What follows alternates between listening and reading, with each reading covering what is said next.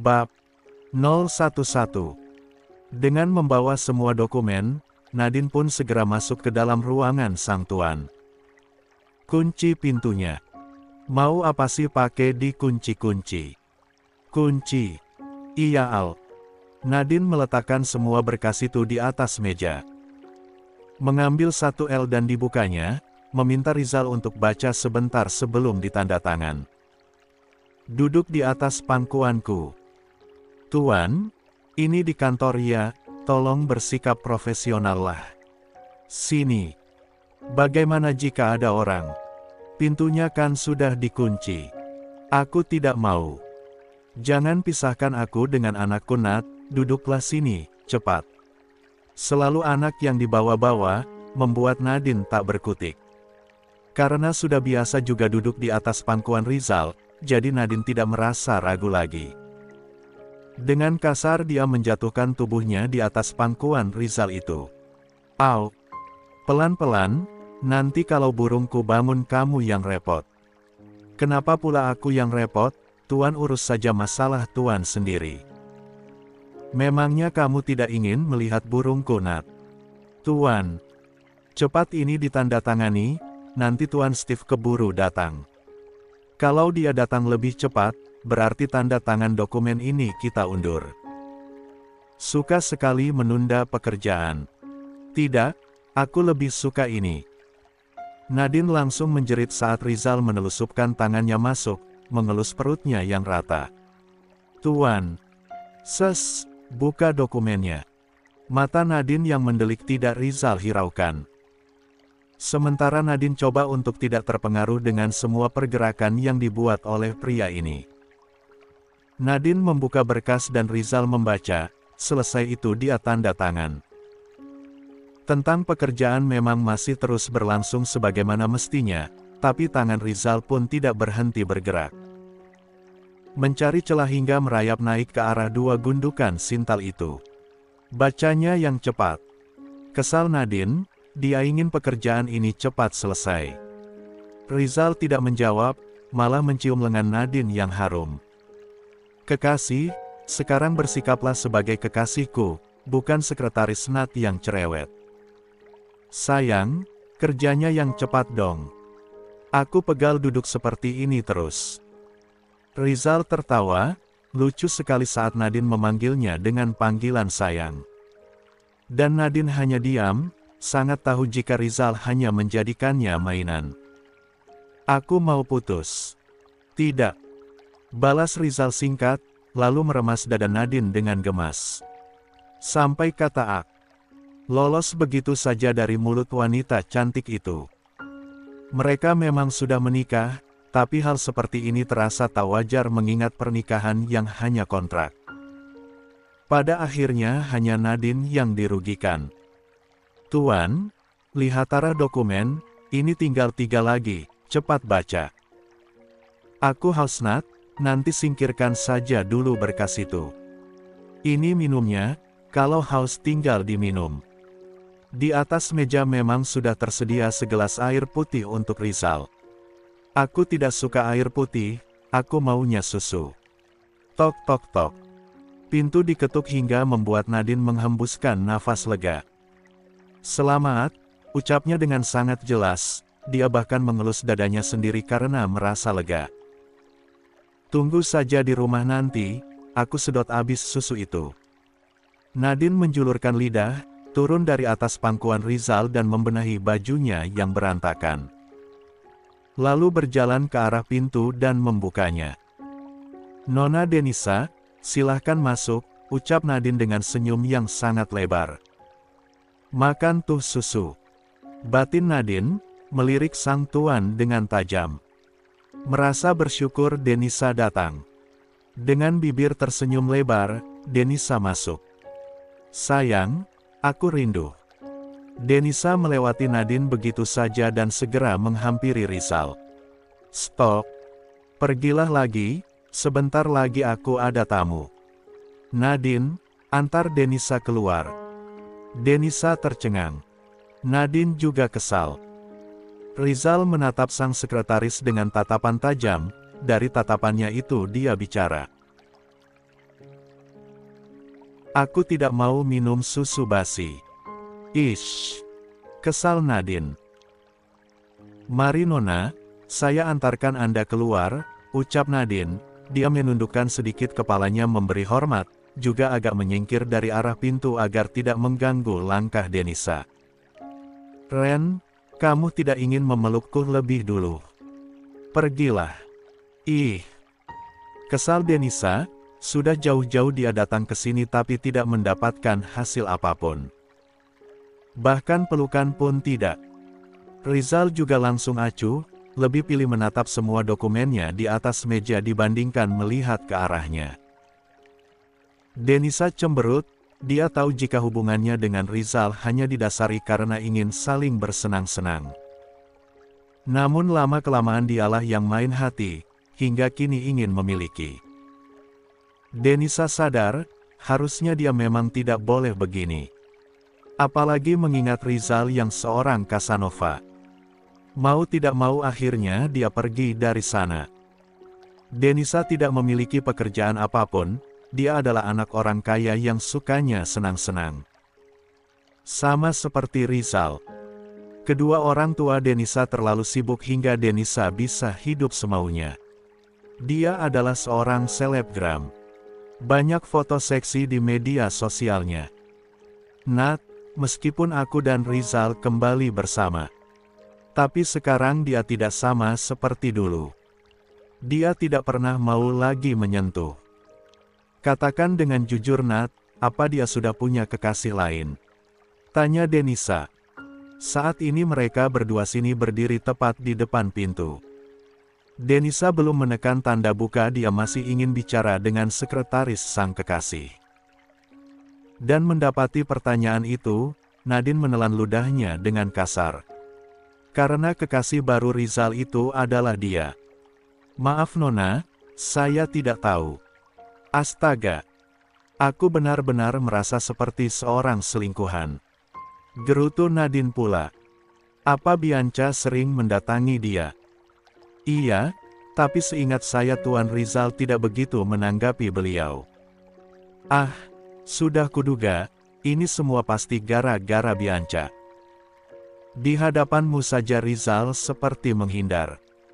Tapi Rizal pasti sering mengajak Bianca untuk datang ke apartemennya. Yakin Denisa. Dia melipat kedua tangannya di depan dada dengan amarah yang bergemuruh. Nat, apa kamu bisa membantuku?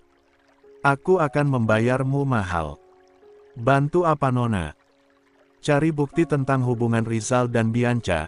Tanpa bukti aku tidak bisa melabrak wanita itu. Ya Tuhan maaf Nona, tapi pekerjaanku sudah banyak. Aku tidak punya waktu untuk mencari tahu tentang hal itu. Aku mohon Nat, aku akan membayarmu mahal. Tidak akan semahal black card milik Tuan Rizal, huhuhu. Rasanya Nadine ingin menangis. Tolong Nat.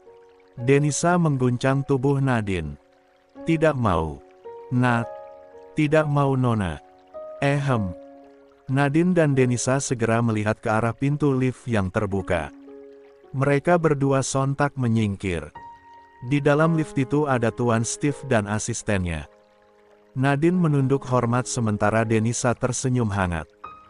Selamat datang Tuan Steve, saya akan mengantar Anda ke ruangan Tuan Rizal, ucap Nadine. Saat dia hendak pergi Denisa mencubit lengannya kecil, sebuah isyarat tentang pembicaraan mereka sebelumnya. Tangan Nadine bergerak menjawab tidak. Bibir Denisa mengerucut. Tapi Nadine segera memimpin langkah tamunya untuk mendatangi sang direktur utama. Jabat tangan antara Steve dan Rizal memulai pembicaraan mereka hari itu. Asisten Joe juga ikut hadir. Nadine menyajikan minuman dan beberapa cemilan, lalu ikut juga duduk di sana. Bagaimana menurutmu Nat, ini adalah replika superiahnya? Tanya Rizal, Nadine adalah yang terakhir melihat. Joe sudah setuju dengan desain itu. Bagus, semua desain Tuan Steve tidak pernah gagal, puji Nadine. Saat mengatakan itu dia tersenyum hangat, menatap Tuan Steve lalu menundukkan kepalanya kecil memberi hormat. Pujian Nadine tentu membuat Tuan Steve senang. Nadine sangat cantik. Untuk harga apa masih bisa turun Tuan? Kami tidak akan melepas label perusahaan Tuan ketika mulai. Menggunakan superiah ini, ucap Nadine lagi. Rizal tersenyum, tak menyangka ide seperti itu muncul di dalam benak Nadine. Nama perusahaan adalah sebuah kebanggaan. Steve pasti senang sekali jika label itu tidak mereka lepas, jadi makin banyak yang tahu tentang perusahaannya. Berapa harga yang kalian minta? Tanya Steve, tatapannya tertuju ke arah Nadine, bukan Rizal. 130 miliar. 140 untukmu. 135 kita ambil tengah-tengah. Steve tersenyum. Baik, aku setuju. Nadine tersenyum lebar, Rizal pun berucap yes di dalam hatinya. Dan Joe pun bernafas lega. Pertemuan mereka itu berjalan dengan sangat baik. Nadine telah menghemat uang perusahaan sebesar 15 miliar. Tapi sebagai gantinya Steve meminta nomor ponsel Nadine sebelum pria itu pergi. Seorang duda tanpa anak berusia 40 tahun. Nadine dan Joe juga mengantarkan Steve hingga pria itu masuk ke dalam lift. Mereka masih tetap di sana sampai pintu lift itu tertutup. Tuan Steve pasti akan mengajakmu makan malam Sekretaris Nat, jika kamu tidak nyaman katakan saja padaku, aku akan menemani kamu. Nadine tersenyum, menyelipkan anak rambut ke belakang telinganya. Terima kasih asisten Joe, tapi aku berani kok makan malam sendiri. Tuan Steve pria yang baik. Kita sudah sering bertemu beliau di berbagai acara. Joe tak bisa menjawab lagi, Nadine memang mungkin berani. Tapi bosnya di dalam ruangan itu pasti tidak akan terima. Masih berbincang seperti itu tiba-tiba Amar datang menghampiri, wajahnya tersenyum seolah senang sekali berniat memisahkan kedua orang ini. Sekretaris Nat, kamu dipanggil Tuan Rizal. Baiklah, aku akan menemui beliau, asisten Joe, aku pergi dulu ya. Joe mengangguk, hanya interaksi kecil seperti itu saja sudah berhasil membuat Amar meradang. Nadine lantas pergi meninggalkan keduanya, masuk ke dalam ruangan sang bos. Kunci pintunya. Tidak mau, aku tidak mau lama jama di sini. Kunci. Tis. Terpaksa Nadine kunci juga. Rizal masih duduk di sofa jadi dia menghampiri di sana. Duduk di hadapan pria itu. Kalau Steve mengajakmu makan malam tolak saja, kamu hanya menerima makan siang. Nadine terperangah, tadi asisten Joe juga membahas ini. Tapi Rizal lebih menunjukkan sikap posesif. Apa salahnya makan malam? Aku tidak keberatan kok. Menolak malah tidak sopan, makan malam juga bukan berarti sebuah hubungan, itu hanya etika dalam bisnis. Jangan mengajari aku tentang itu, sekali tidak tetap tidak, katakan kamu hanya bisa makan siang, bukan makan malam. Tuan kenapa sih? Wajah Nadine mulai ditekuk. Sementara Rizal terus menatapnya tajam. Aku memang memintamu untuk menawar harga superiah itu, tapi bukan berarti aku menjualmu pada dia. Pikiran Tuan terlalu jauh. Tentu harus jauh, sekarang kamu adalah wanita kunat. Hening, Nadine tak tahu harus menjawab apa. Sementara tatapan Rizal makin sulit untuk dia cerna. Perdebatan mereka kali ini seolah lebih dalam dari biasanya. Patuh, mengerti. Dan seperti terhipnotis, Nadine mengangguk. Rizal bangkit, menghampiri Nadine dan tiba-tiba menindih tubuh wanita itu. Pergerakan yang tiba-tiba ini membuat Nadine tak bisa menghindar, dia terjerembab bersandar di sofa. Hanya bisa pasrah saat Rizal menyesap bibirnya dengan kuat. Sampai Nadine tanpa sadar mendesah. Sebuah suara yang membuat Rizal mabuk meski tanpa meminum alkohol. Awalnya Nadine masih duduk dan bersandar di sofa itu, namun lambat laun dia jadi berbaring di sana. Dan Rizal makin menindihnya dengan kuat. Nadine hanyalah manusia biasa, lama-lama hasratnya pun terpancing dengan sentuhan ini. Akhirnya dia bisa pasrah saat Rizal perlahan melepas satu persatu kancing bajunya. Tapi untungnya kesadaran Nadine kembali pulih sebelum Rizal berhasil mengulum salah satu. "Tuan." Nadine menutupi dadanya yang sudah terbuka menggunakan dua tangan. "Kenapa? Aku tidak mau." "Ayolah Nat, aku sudah tidak tahan." "Aku tidak mau." "Kenapa?" "Mulut Tuan masih kotor, aku tidak mau mendapatkan sisa Nona Denisa." "Astaga, jadi aku harus bagaimana?" "Puasa dulu bulan." Rizal tercengang. "Jadi maksudmu aku harus puasa dulu selama 1 bulan, tidak boleh menghisap punya siapapun baru boleh menikmati milikmu?" Dengan ragu Nadine mengangguk. "Baiklah, awas jika nanti masih menolak juga." Kini gantian Nadine yang tercengang. Tidak, pasti Tuan Rizal tidak akan mampu. Baru seminggu dia pasti kembali menikmati dada-dada yang lain. "Ya, pasti begitu," yakin Nadine. Wanita itu tidak tahu jika Rizal sudah kehilangan nafsu dengan semua wanita, poros nafsu Rizal hanya pada sang sekretaris. Rizal bangkit lebih dulu dan menarik Nadine untuk bangun juga. Rizal bahkan bantu Nadine untuk memasangkan bra. "Sabar ya dadaku, kita bertemu 1 bulan lagi." Nadine mendengus kesal. "Aku akan selalu mengawasi Tuan." "Awasilah, masuk ke kamar mandiku juga tidak masalah." Awalnya Nadine yang ingin membuat Rizal kesal, tapi kenapa kini malah dia sendiri yang kesal.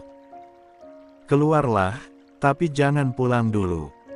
Ingat untuk selalu mengawasi aku." Dengan wajah ditekuk Nadine keluar dari ruangan itu. Keluar dari ruangan sang bos, Nadine segera duduk di kursi kerjanya sendiri. Amar hendak buka suara ingin bertanya ada apa, karena melihat wajah Nadine yang ditekuk seperti itu dia sangat yakin jika di dalam sana tadi pasti ada masalah. Tapi belum sempat mulutnya bicara tiba-tiba Nadine kembali bangkit, menyambar tasnya dengan kasar dan segera pergi. Bukan untuk meninggalkan kantor ini tapi wanita itu malah masuk ke dalam ruangan asisten Joe. Sontak saja mulut Amar menganga, karena kemudian pikirannya jadi melayang kemana-mana. Apalagi saat tiba-tiba ingat bekas ciuman warna merah di leher Nadine saat dulu. Pasti sekarang Nadine pun akan melakukan hal yang sama dengan Joe di dalam ruangan itu. Mencari ketenangan setelah mendapat masalah dengan sang bos. Bermesraan dengan Joe. Astaga, mana boleh mereka melakukan itu di kantor, gerutu Amar. Dia bahkan berencana akan mengadukan hal itu pada pihak HRD, agar asisten Joe mendapatkan teguran. Atau mungkin mereka berdua bahkan bisa jadi putus. Ya, aku harus segera melaporkan mereka berdua ke pihak HRD. Jangan sampai perusahaan ini jadi tempat mesum, gumamnya dengan sangat yakin. Sementara itu Nadine yang sudah mendapatkan izin masuk, segera menghampiri sang pemilik ruangan ini. "Asisten Joe," panggil Nadine dengan suaranya yang mendayu-dayu, seolah ingin merengek meminta sesuatu. "Ya Sekretaris Nat, apa ada yang bisa kubantu? Boleh aku pinjam ruangannya sebentar?" "Untuk apa? Mau telepon Mama? Apa aku harus keluar dari ruangan ini?" "Tidak, asal asisten Joe tidak keberatan mendengarkan pembicaraanku." "Tidak, silahkan." "Terima kasih asisten Joe." Wajah asisten Joe masih tetap saja terlihat datar meskipun Nadine sudah tersenyum dengan sangat lebar. Tapi Nadine tidak merasa aneh sedikitpun dengan raut wajah datar itu, dia sudah sangat terbiasa. Malah baginya akan sangat mengerikan jika melihat asisten Joe yang tersenyum. Nadine segera duduk di atas sofa dan mengambil ponselnya di dalam tas. Saat itu juga dia menghubungi sang mama ingin mengabarkan bahwa saat ini dia tengah hamil dan akan tetap tinggal di apartemen sang bos.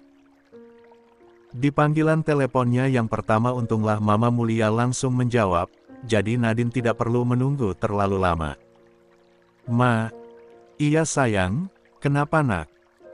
Ini kan masih jam kerja, kenapa kamu menelpon Mama? Pagi tadi aku sudah periksa ke dokter dan ternyata aku hamil. Astaga. Oh ya Tuhan, benarkah itu Nat? Syukurlah. Mama senang sekali. Tapi kata Tuan Rizal aku tidak boleh pulang, aku harus tetap tinggal bersama dia di apartemen. Tidak masalah sayang, tinggallah selama-lamanya di sana juga tidak masalah.